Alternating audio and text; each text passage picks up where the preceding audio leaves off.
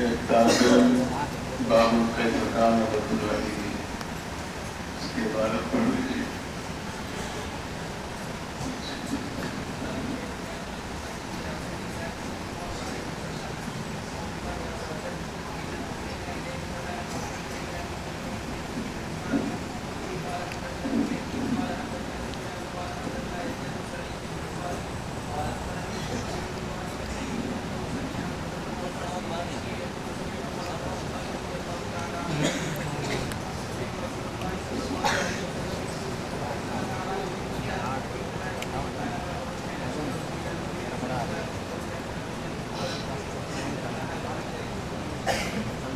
آخری حدیث کو پڑھ لیجیے.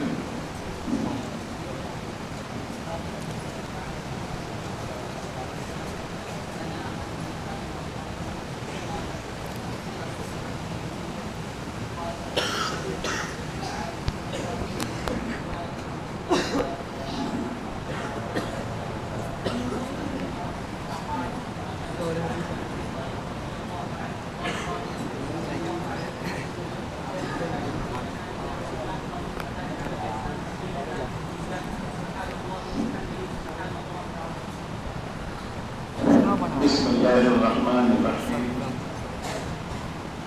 نحمده ونصلي على رسوله الكريم. حضرت محتمم صاحب دارالعلوم اسلامیہ، حضرت شیخ الحدیث صاحب دارالعلوم حضرت، حضرات اساتذہ کرام اور عزیز بچوں، آج جب میں آپ کے اس دارالعلوم کے حاضر آیا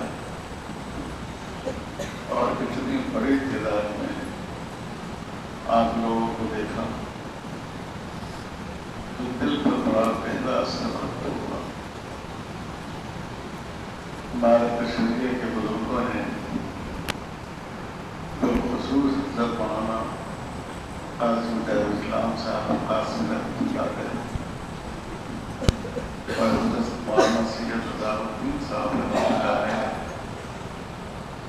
یہ خواب دیکھا تھا کہ عمارت شریعہ جیسے ماڈرن ایجوکیشن کے میدان میں اور ٹیکنیکل تعلیم کے میدان میں قدم آگے بڑھا رہا ہے. اس کے تحت بہار کی ایک مرکزی دینی دستگاہ اور اس طرح یہ ادارہ وجود میں آیا. آپ لوگ بزرگوں کے خوبصورت خواب کی تعبیر اور انشاءاللہ آپ اپنی صلاحیتوں سے اور محنتوں سے ان امیدوں اور آرزوؤں کو پوری کریں گے جو اللہ کے نیک بندوں نے آپ کے حضور سے مانگی تھی. جب اس مدرسے کا قیام عمل میں آ رہا تھا اور نصاب تعلیم قاضی صاحب رحمۃ اللہ علیہ مرتب فرما رہے تھے تو اتفاق سے میں بھی اس وقت یہاں موجود تھا اور نصاب پر اور حوض بنا تھا اور مجھے قاضی صاحب نے مقرر فرمایا کہ تو پھر ولایت ہو. تو میرے لیے یہ سعادت کی بات ہے کہ جیسے انسان کہتے ہیں کہ خون میں انگلی میں خون لگا کر آدمی شہادت کی شکل کو پاتا ہے، تو اس ادارے کی بنیاد میں یا اس کی تحریک میں ان بزرگوں کے ساتھ ان کے خادم کی حیثیت سے میں بھی شریک رہا ہوں. یہ میرے لیے بہت بڑی سعادت ہے. میری صحت ان دنوں ایسی ہے کہ میں زیادہ بول نہیں سکتا ہوں. یہاں پر بڑے بڑے مقررین ہیں. حضرت مولانا شبیر صاحب ہیں، وہ میدان خطابت کی بھی شبیر ہے. حضرت مولانا ثناء الہدیٰ صاحب ہیں جن کا خطاب پورے ملک میں سنا جاتا ہے، محبت کے ساتھ، عزت کے ساتھ، سماعت کے جذبے کے ساتھ.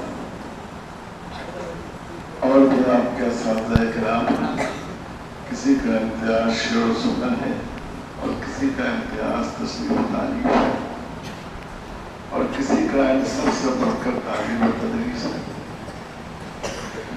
تو مجھے کوئی لمبی چوڑی بات نہیں کرنی ہے اور صحت میں اس کی متحمل نہیں۔ ابھی آتے آتے آپ استاذ نے مجھ سے کہا، فرمایا کہ ایک حدیث آپ لوگوں کو پڑھا، تو مجھے بھی یہ بات آسان محسوس ہوئی کیونکہ یہ پڑھا ہوا سبق ہے، تو اس کو پڑھانا اپنا عام بتا کچھ نہ کچھ سنانے کی کوشش کرنا ہے۔ اسی لیے میں نے ایک عزیز سے بخاری شریف کا ابتدائی باب اور ایک عزیز سے بخاری شریف کا آخری باب پڑھوا لیا۔ میں اس موقع سے جو بات آپ سے عرض کرنا چاہتا ہوں وہ یہ کہ یہ جو کتاب بخاری شریف ہے آپ کے سامنے، یہ حدیث کے پورے کتب خانے میں صرف تحقیق سند کے اعتبار سے، صحت سند کے اہتمام کے اعتبار سے اور مسائل کے اخذ و استنباط کے اعتبار سے ہی نمایاں کتاب ہے۔ مجھے بھی چند سال اس کتاب کے پڑھانے کی سعادت حاصل ہے۔ میرا احساس یہ ہے کہ امام بخاری رحمۃ اللہ علیہ ان اہل علم میں سے جن کا اپنے زمانے کے افکار پر بہت گہری نگاہ تھی، جن مسائل کو کسی دوسرے محدث نے نہیں چھیڑا، ان کو امام بخاری رحمۃ اللہ علیہ چھیڑا، اور اس لیے چھیڑا کہ وہ اس زمانے میں فکری اعتبار سے بڑی اہمیت کے حامل تھے۔ آپ نے بخاری میں پڑھا ہوگا باب الصلاۃ الی الحربہ، نیزے کی طرف نماز پڑھنے کا بیان۔ بعض لوگوں نے امام بخاری پر تنقید کی کہ یہ بھی کوئی واقع کرنے کی چیز ہے، لاٹھی کی طرف نماز اور نیزے کی طرف نماز اور دیوار کی طرف نماز۔ لیکن امام بخاری رحمۃ اللہ علیہ جس دور میں پیدا ہوئے اس میں بعض قومیں ہتھیاروں کی پرستش کرتی تھیں۔ آج بھی ہمارے ملک میں پچھلے دنوں میرے خیال میں شاید ایک ہفتہ بھی نہیں گزرا ہوگا کہ جس میں تلواروں کی پوجا اور ان کی پرستش کرتی تھی۔ اور اس زمانے میں جو لڑائی کی طاقت تھی وہی فیصلہ کرنا کرتی تھی۔ تو امام بخاری رحمۃ اللہ علیہ نے قرآن قائم کیا کہ اگر کوئی آدمی نماز پڑھ رہا ہو اور سامنے تلوار ہو، سامنے نیزہ کھڑا ہوا ہو، تو یہ ایک مشرکانہ عمل تو نہیں سمجھا جائے گا کہ ایسی چیز کی طرف رخ کر کے نماز ادا کی جا رہی ہے جس کو بہت سے قومیں پوجتی ہیں اور جس کے بہت سے قومیں عبادت کرتی ہیں۔ امام بخاری رحمۃ اللہ علیہ نے عنوان قائم کیا اس طرح نماز پڑھنا کہ اس کے سامنے تنور ہو جس میں آگ سلگ رہی ہو۔ بظاہر ایک عجیب بات معلوم ہوتی ہے، عورتیں بعد میں نماز پڑھتی ہے، کھانا پکاتے پکاتے وہی نماز بچھائی، نماز پڑھ لیا، چولہا بھی سامنے سلگا رہتا ہے۔ لیکن آپ جانتے ہیں کہ امام بخاری رحمۃ اللہ علیہ کا تعلق ایران سے تھا، جہاں مجوسی قوم تھی جو آگ کی پرستار تھی۔ امام بخاری رحمۃ اللہ علیہ نے اپنے ذہن میں اس بات کو رکھا کہ آگ کی ہی پوجا کی جاتی ہے، لیکن اگر کوئی شخص عبادت کی نیت سے نہیں بلکہ یوں ہی کسی ضرورت کی بنا پر یا کچھ سوچے بغیر اس حال میں نماز پڑھے کہ اس کے سامنے تنور سکا ہوا ہو، تو کیا اس کو مشرکانہ عمل تصور کیا ایسے